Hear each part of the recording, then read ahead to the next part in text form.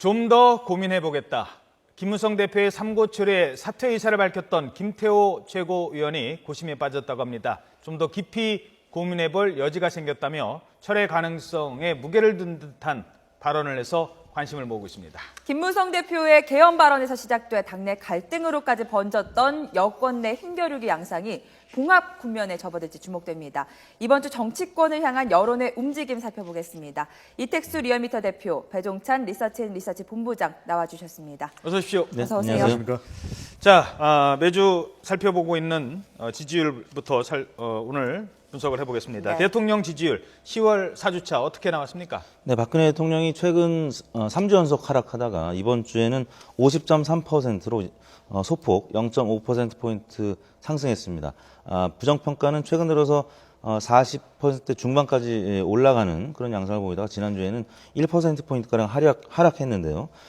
지난주에 국내에서 외교 행보가 있었죠. 중국 전 국무위원 접견을 통해서 시진핑 주석과의 정상회담이 내달 또 예고가 됐었고요. 네. 또 한일 의원 외교 행보가 또 있었습니다. 그래서 부정평가가 소폭 하락한 것으로 나타났습니다. 일단 50%를 넘어섰다는 게 의미가 있겠네요. 대통령의 지지율을 보면은 이 본인 대통령 자신으로부터 야기된 문제에 대한 부정평가는 지지층의 경우에도 부정적으로 반응을 합니다. 예. 하지만 개헌론과 같이 이 대통령의 국정 운영에 외부로부터의 일종의 위협 상황으로 비춰지는 경우에는 대통령의 고정 지지 기반이라고 할 수 있는 이 연령대가 높은 50대 이상 그리고 지역적으로는 영남 그리고 보수 성향의 유권자층은 오히려 결집하는 그런 현상을 보여주고 있거든요. 그런 것들이 이 대통령의 지지율이 오른 것은 매우 소폭이지만 그러한 경향성이 나타났다고 볼 수 있겠습니다. 네, 그리고 내일 모레 박근혜 대통령과 이제 여야 지도부의 회동이 잡혔는데요.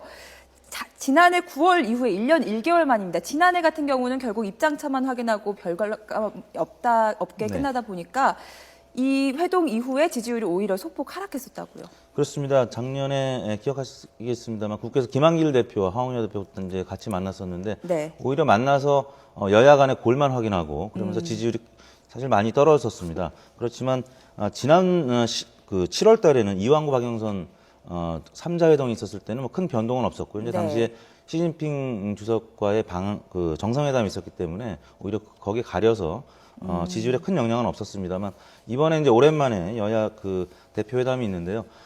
일단 이번에는 양측 모두 여야 모두 어떤 위기 상황에 지금 놓여져 있기 때문에 왜 그러냐면 여당은 이제 당청 관계 갈등으로 인해서 대통령 지지율도 지금 최근 들어서는 부정평가가 많이 이제 올라갔고요. 야당의 경우에도 지금 이제 반등은 하고 있습니다만 여전히 지지율이 지금 약세를 보이고 있기 때문에 문희상 체제도 박근혜 대통령과 뭔가 부정적인 그런 이미지에서 긍정적인 당의 이미지를 제고해야 되는 그런 시점이기 때문에 어느 정도 성과는 있으리라 지금 기대가 되고 있습니다. 자, 알겠습니다. 그러면 계속해서 정당 지지율 간략히 살펴보고 대선 지지율까지 살펴보도록 하겠습니다. 먼저 정당 지지율입니다. 네, 새누리당이 43.1%의 지지를 얻었고요. 새정치민주연합이 20.9%입니다. 어떻게 달라진 겁니까, 이택수 대표님? 네, 새누리당은 지금 소폭이지만 지금 한 3주, 4주째 계속 하락세를 보이고 있습니다.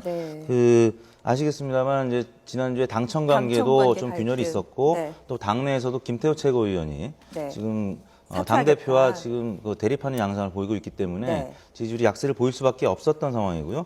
또 새정치연합의 경우에는 지난 이제 9월 말에 세월호 특별법이 극적으로 합의가 되고 박영선 원내대표 그만두면서부터는 지금 문희상 체제가 안정감을 보이고 또 국감이라는 기간이 원래 야당에는 기회 요인으로 작용하고 있기 때문에 지금 소폭 반등해서 20%대 초반을 나타내고 있습니다. 자, 그럼 계속해서 대선 주자 차기 대권 주자 지지율도 살펴보겠습니다. 뭔가 좀 변화가 좀 있다고 하는데요. 함께 살펴보도록 하겠습니다. 네. 자, 1위는 박원순 시장입니다. 20.6%. 2위는 김무성 새누리당 당대표 12.8%의 지지를 받았고요. 3위가 이제 문재인 의원입니다. 11.4%. 4위가 안철수 의원 8%. 배종찬 본부장님 어떻게 좀 달라졌습니까? 가장 큰 변화는 김무성 새누리당 당대표의 이 지지율 낙폭이 크다고 할 수 있는데요. 이 앞서 지난주에도 말씀드렸듯이 결국 펀더멘털의 문제입니다. 이 낙폭이 가장 큰 이유는 이 새누리당 지지층이 이번 개헌론 어떻게 비춰졌냐라는 것이거든요. 대통령과 갈등을 빚는 것처럼 그렇죠. 비춰졌다라는 것입니다. 네. 뭐 사과를 했습니다만. 바로 그런 부분들이 이 새누리당 지지층에서는 압도적인 긍정평가를 받고 있는, 지지를 받고 있는 대통령에 비해 여전히 뭐 새누리당 지지층 차기 대권 후보에서는 10명 중 2명 정도, 그 2명도 여전히 대통령에 대해서는 긍정평가할 가능성이 높다라는 것이거든요. 바로 이러한 어떤 이 당내 지지층 지지 기반의 어떤 취약성이 이러한 낙폭을 크게 만들었다, 이렇게 분석할 수 있겠습니다. 예. 네, 김무성 대표 지지율이 사실 15% 이하로 지금 떨어진 건 730 재보궐선거 이후에 처음입니다. 아하. 지금 박근혜 대통령 지지율이 뭐 여전히 50% 전후한 강세를 나타내고 있기 때문에 박근혜 대통령과 대립각을 세우는 과정에서 보수층, 그러니까 이제 영남권이라든지 5, 60대 이상 연령대에서 일부 지지층 이탈이 있었거든요. 그러니까 네. 집권 초반부터 너무 박근혜 대통령과 대립각을 세우는 것은 김무성 대표 입장에서도 긍정적인 평가보다는 부정적인 평가가 높아질 수밖에 없기 때문에 최근 들어서 뭐 사과까지 공무원 했잖아요. 연금법과 관련해서도 대표 발의를 한다는 등 뭐 그런 적극적인 입장으로 선회하고 있는 것 같습니다. 그러니까 대통령 지지율은 50%, 새누리당 지지율도 43%. 그러면 여당 대표의 지지율은 적어도 20%는 넘어야 되는데 지금 뭐 15%. 그렇다고 뭐 12.8%. 눈에 띄는 대선 주자가 또 새누리당에 없어요. 많지 않습니다. 지금 다 뭐 10% 아래고요. 그런 상황에서 대표의 지지율이 이 정도다. 게다가 지난주에 김태호 최고위원이 사퇴를 하면서 아주 김무성 대표가 입장이 난처해지는 일까지 있었죠. 이거 어떻게 분석할 수 있을까요? 그렇습니다. 김태호 최고위원, 아직까지 완전한 사퇴가 이루어지지는 않는데요. 이것이 김무성 당대표에게 미치는 영향은 적지 않습니다. 왜냐하면 차기 대권 주자이던 정치인들의 영향력은 이 세대의 영향력과 지역적 영향력인데, 바로 김태호 최고위원과는 지역적 영향력의 궤를 같이 한다는 것입니다. 영남권입니다. 이 영남권에 그래도 김무성 당대표와 상당히 닮은 꼴을 유지해왔던 김태호 최고위원의 어떤 반발, 네. 이런 분위기는 지역적인 영향력에 있어서 일종의 균열이 가는 그런 어떤 현상으로 보여질 수가 있다는 것입니다. 그것은 여론에 결코 긍정적이지 못하다는 것이 이 삼고초를 해서라도 다시 한 번 더 지도부를 안정적으로 다지고자 하는 그런 어떤 이 당대표의 노력의 포석이라고 볼 수 있고요.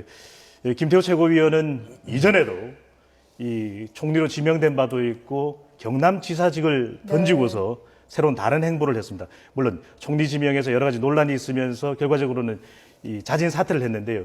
이 김태호 최고위원의 행보에도 이런 분석을 할 수 있습니다. 과거 이런 여러 가지 결정의 모멘텀에 있어서 본인의 이미지를 절대적으로 부각시키는 데 대해서는 상당히 노련했지만, 여론으로 살펴보면 그 이후의 여론에 어떻게 자기의 모습을 제대로 만드는가, 이런 부분에, 관리 부분에 있어서는 다소 취약했던 부분도 있거든요.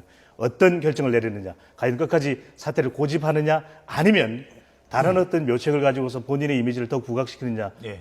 김태호 최고위원에게 달려있다고 할 수 있겠습니다. 자, 지금 뭐 자막도 나오고 있습니다만 어느 정도의 그 김무성 대표가 김태호 최고위원에 공을 들였는지 상가까지 찾아가고 의원회관도 찾아가고 소맥, 절주를 선언했던 김무성 대표가 뭐 그런 얘기도 있습니다. 소맥 10잔을 마셨다. 야, 이게 그만큼 공을 들인다는 거 이건 아니겠습니까? 상당한 노력입니다. 짧게 말씀드리면 예. 사실 낮술까지도 안 된다. 네. 이런 이야기를 했던, 정치 혁신 측면에서 이야기를 했던 이 당대표가 네, 김무성 소맥 대표가. 10잔은 그 이유는 엄청난 양이거든요. 네. 뭐 저같이 술을 잘 못하는 사람의 경우에도 상당히 그렇죠. 많은 양이다. 아유, 네. 저도 이렇게 느껴지기도 합니다만은 이런 노력은 뭐 사실 개인적으로나 아니면 여러 가지 정치적 의미로나 상당한 노력이라고 비춰질 수 있겠습니다. 예. 김무성 대표가 지금 사실 최고위원회 구성이 굉장히 그 어떤 경계선에 있습니다. 왜냐하면 친박과 이 비박 간의 이 균형감이 어느 정도 지금 갖춰져 있는 구성인데, 만약에 이제 서청원 최고나 이정현 최고까지 물러선다면 지금 김무성 대표 입장에서는 굉장히 난감한 상황이 될 수밖에 없는데, 김태호 최고위원의 경우에는 지난 2011년 아까 배 본부장님이 말씀하셨지만 그 총리 지명됐을 때만 해도 10% 정도의 여권 내 차기 지지율을 유지를 했었습니다. 네. 그러다가 총리 그 지명에서 낙마하면서 1%대로 급전직하했고, 이후에는 이제 대선 후보 주자군에도 포함되지 못하는 상황인데, 예. 지난 전당대회 때 무려 3위로 입성을 했죠. 그럼에도 불구하고 지금 존재감이 없다 보니까 지금 당내에서 이런 분란이 일어나고 있는 것 같습니다. 알겠습니다. 네, 알겠습니다. 그리고 또 하나 지금 여론의 동향을 알아봐야 되는 중요한 이슈가 있죠. 네, 지난 주말 사이 보수단체가 대북전단 살포를 강행하면서 남남 갈등까지 야기시키고 있는 대북전단 살포에 대한 여론을 좀 살펴보도록 하겠습니다. 저희가 그래픽 준비했는데요. 여론 결과 함께 보겠습니다. 네. 일단 대북전단 살포 막아야 하나라는 질문에요. 막아야 한다라는 답이 더 많았습니다. 62.9%를 차지했고요. 24.6%가 반대한다라는 답을 줬습니다. 예.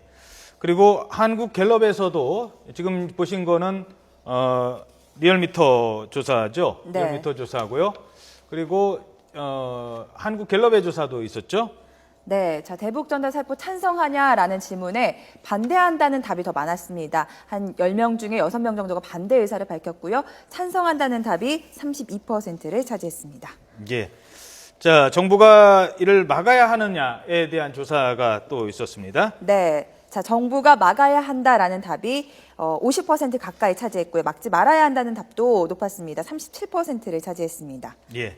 자, 대북전단 살포로 남남 갈등, 이거 어떻게 여론의 흐름을 봐야 될까요? 관련한 여론은 이 목적에는 공감을 하고 있습니다. 네. 바로 북한의 인권의 이 실상을 알리는 부분은 또 대통령이 유엔 총설의 인권을 강화하고자 하는 내용도 상당히 맥락이 다 있다고 할 수 있는데, 문제는 이러한 행동의 바로 방식과 시점의 문제입니다. 아하. 여기는 세 가지 포인트가 있습니다. 상당히 남북 관계의 진전이 있는 이 마당에 이것을 해야 되느냐는 북한과의 관계 부분이 있을 수 있고, 또 하나는 안전 문제입니다. 각종 이어졌던 안전의 트라우마에 있어서 이 휴전선 인근에 북한이 고사총을 발사하는 등 안전 문제가 야기될 수 있다는 점입니다. 마지막입니다. 이러한 부분에 대해서 과연 이 전단 살포와 또 다른 효과적인 대북 인권을 강화할 수 있는 다른 방법은 없느냐라고 하는 이런 단체들, 그리고 탈북단체, 보수단체들 간의 남남 갈등이 네. 유발된다고 하는 것입니다. 공감은 하지만 이 부분을 보다 더 효과적으로 해야 되는 정부의 대응에 대해서도 여론은 조금은 더 적극적인 설득을 해달라는 주문에 대해서 아직은 유보적인데, 이 북한의 향후 이 고위급 회담과도 연계지을 때 어느 것이 보다 더 실효성이 있는지를 한번 살펴봐야 될 것 같습니다. 네. 네. 그러면서 탈북자들 사이에서 의견이 엇갈리면서 이른바 탈탈 탈탈 갈등까지 이루어지고 있다는 소식입니다. 네. 네, 지금까지 여론의 정석 이택수 리얼미터 대표, 배종찬 리서치 앤 리서치 본부장이었습니다. 두 분 고맙습니다. 네, 감사합니다. 고맙습니다.